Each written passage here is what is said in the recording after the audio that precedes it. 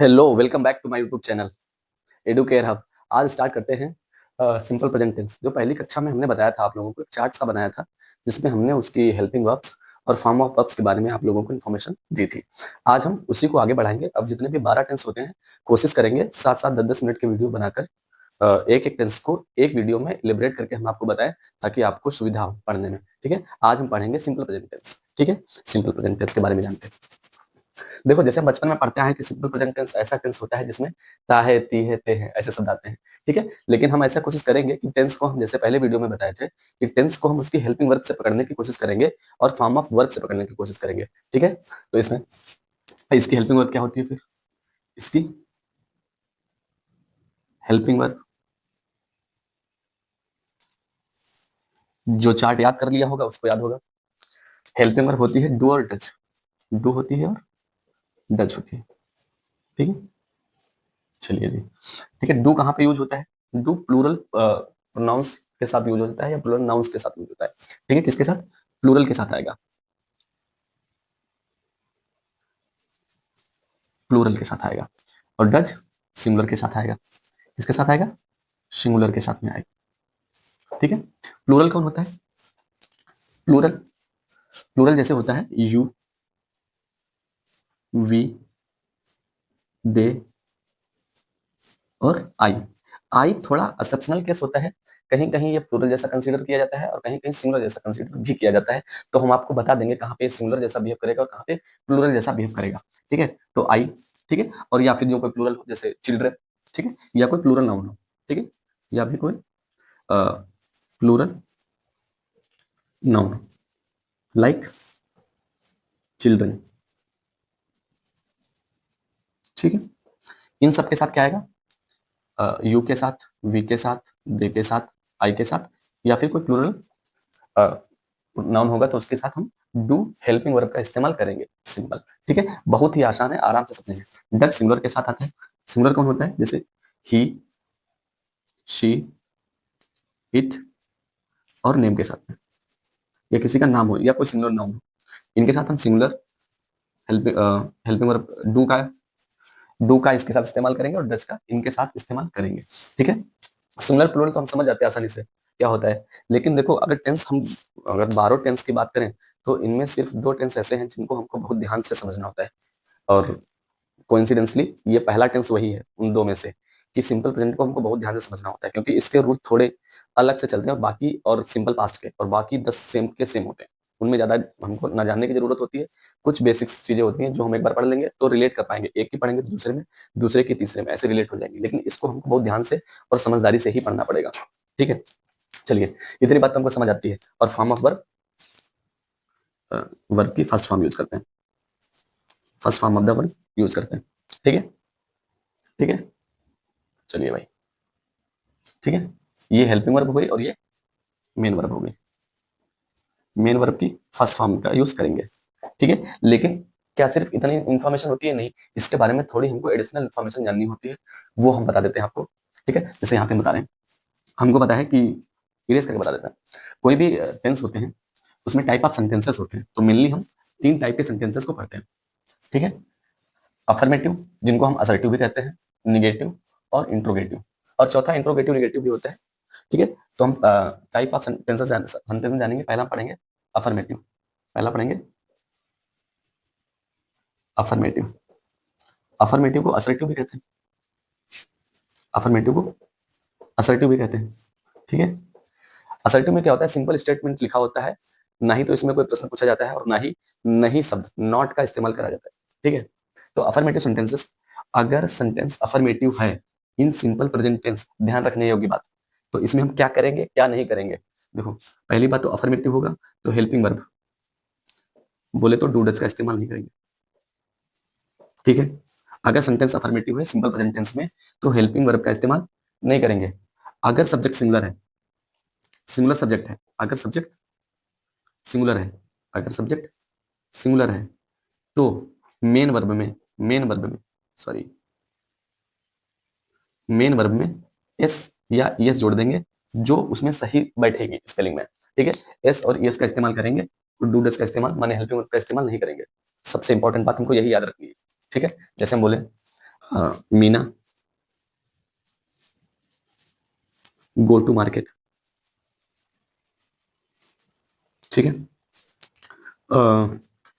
You play cricket, ठीक है। दोनों अफर्मेटिव सेंटेंस लिखे हमने, ये भी अफर्मेटिव है और ये भी अफर्मेटिव है, लेकिन सेंटेंस दोनों ही गलत है। दोनों आपको बताना है कि कौन गलत है। जैसे मीना सिंगुलर है, मीना सिंगुलर है, किसी का नाम है, ये सिंगुलर है ना। हमने क्या बताया, अगर सब्जेक्ट सिंगुलर होगा, अगर सब्जेक्ट सिंगुलर होगा तो मेन वर्ब में एस या ई एस जोड़ देंगे, जोड़ दिया, सेंटेंस सही हो गया। और यू प्लूरल है, कैटेगरी लिखी थी अभी, तो यू हमने प्लूरल में लिखा था, तो ये कैसा है, प्लूरल है। तो प्लूरल के साथ में एस और एस नहीं लगाते हैं, और नहीं लगा है, सही है, सेंटेंस बिल्कुल करेक्ट है। तो अफर्मेटिव में सिर्फ हमको इतनी बात याद रखनी है कि हेल्पिंग वर्ब का यूज नहीं करते हैं, एस और एस का यूज करते हैं, और कब, जब सेंटेंस में सब्जेक्ट सिंगुलर हो तब, नहीं तो नहीं करते हैं, ठीक है। दूसरा है निगेटिव, निगेटिव सेंटेंस, है ना। दूसरा कौन सा है, निगेटिव, निगेटिव सेंटेंसेस। इसमें नॉट का यूज किया जाएगा, सिंपल, ये बताने लायक बात नहीं, ठीक है, नॉट यूज होगा, ठीक है।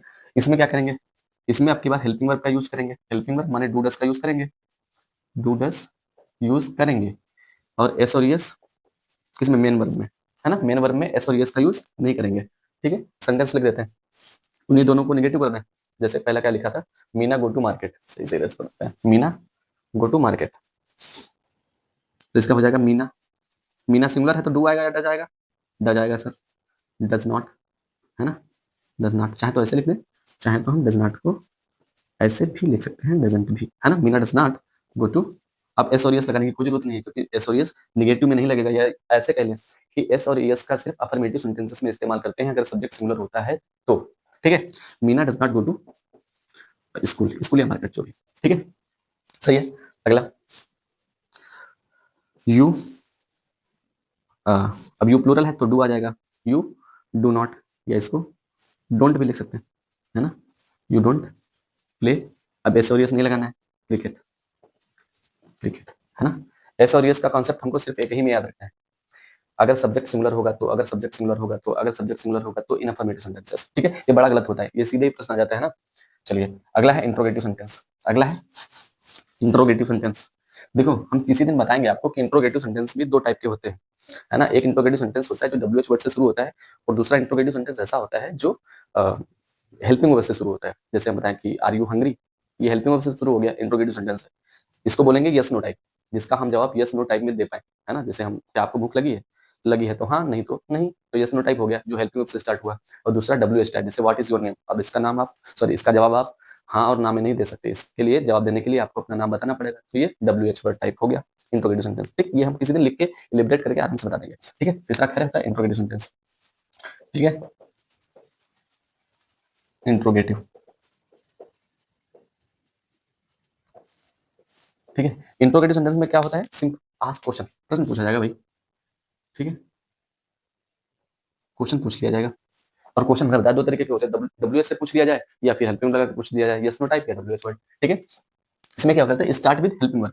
देखो जैसे हम सिंपल सेंटेंस लिख देते हैं, पहले पहले अफर्मेटिव लिख देते हैं, जैसे Meena goes to school, goes to school, ठीक है। ये अफर्मेटिव है, इसका मत समझना इंट्रोगेटिव, ये अफर्मेटिव है, ठीक है। दूसरा इसका निगेटिव बना देते हैं, Meena does not go to school, Meena does not, doesn't भी लिख सकते हैं, गो टू स्कूल।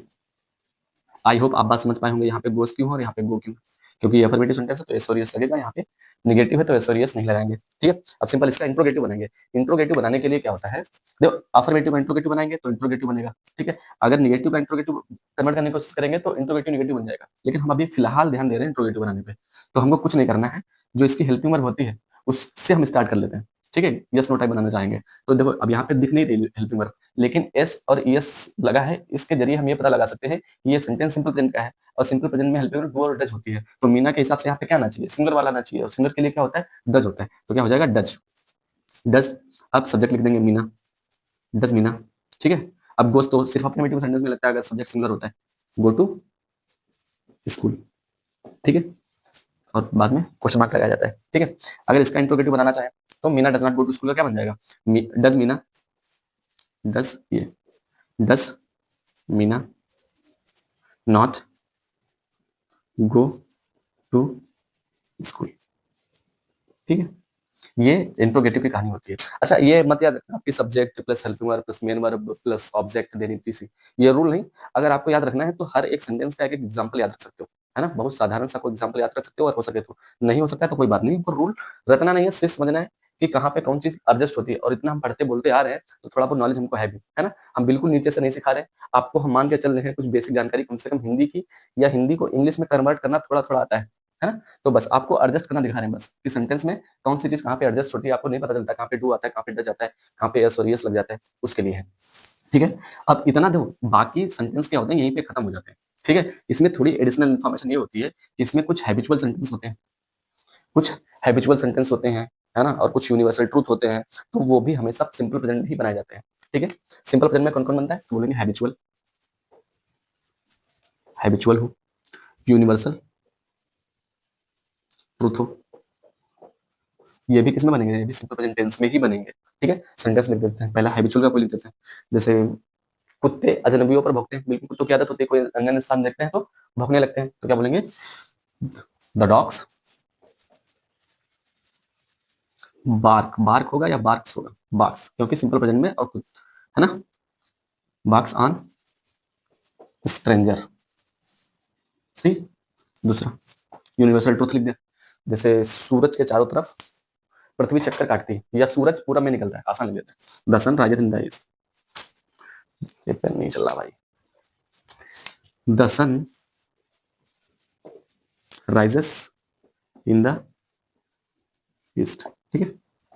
ये भी है ना, तो देखो कैसे हैबिचुअल सेंटेंस होते हैं। और ये भी एक सेंटेंस और होता है कि अगर कोई इंसान बहुत कोई मतलब नहीं, कोई काम कर रहा है, किसी जॉब को परफॉर्म कर रहा है किसी भी फैक्ट्री में जाकर या बैंक में जाकर, तो अगर वो बहुत लंबा स्पैन हो गया तो वहां पर भी हम सिंपल प्रेजेंट में ही बनाते हैं। जैसे हम बोल दें कि हमारे ताऊ जी 20 साल से बैंक में काम कर रहे हैं, है ना, तो इस सेंटेंस को भी हम सिंपल प्रेजेंट में ही बनाएंगे, ठीक है। तो सिंपल प्रेजेंट को लेकर इन्फॉर्मेशन काफी है, एक दिन प्रैक्टिस करा देंगे। अभी फिलहाल हम टेंस पे ही फोकस करेंगे कि कैसे कैसे आपको आगे टेंस पढ़ाया जाए। ये थोड़ा लंबा टॉपिक था, इसलिए हो सकता है थोड़ा लंबा वीडियो बन जाए, बाकी के टेंसेस में बिल्कुल भी टाइम नहीं लगेगा, 7 से 10 मिनट में हम टेंस को खत्म करने की कोशिश करेंगे।